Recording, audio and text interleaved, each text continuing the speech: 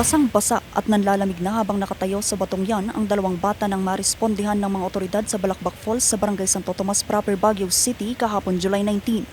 Natrap kasi sila matapos na tumaas ang level ng tubig na sinabayan pa ng malakas na pagragasa ng tubig sa ilog. Kinilala ang mga natrap na bata na 10 taong gulang at 11 taong gulang na residente ng Barangay Duntogan.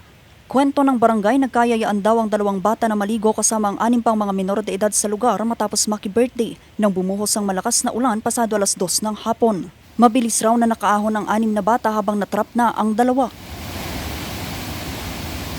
Malakas din ang agos ng ilog doon. So, inabot kami ng gabi. After na nakuha, sinamahan namin. Tapos, pagdating namin dito sa waiting area, di Adjaros Residence, andun yung yung isang parents, kaya doon namin sila tinurn over doon sa parents na taga Duntogan kasi taga Green Valley lahat yun.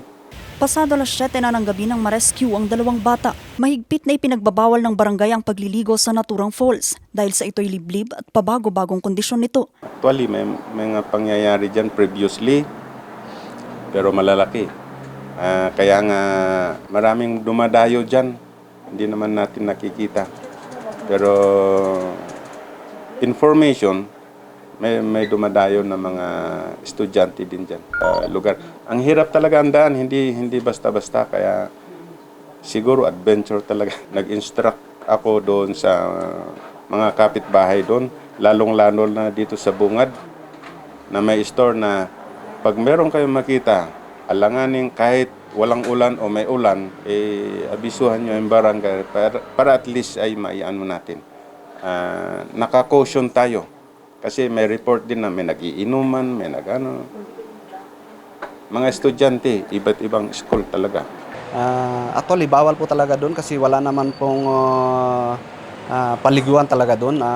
Siguro pumunta lang yung mga bata doon na akala siguro na hindi uulan, pumunta sila doon. Pero sa ngayon, pinapamonitor po natin, kasama natin yung barangay para maiwasan po mangyari ulit yung ganung pangyari. Sa ngayon, papaigtingin pa ng barangay ang pagbabantay sa lugar upang maiwasan na ang katulad na insidente sa hinaharap. Vanessa Bugtong para sa Nation on the Move.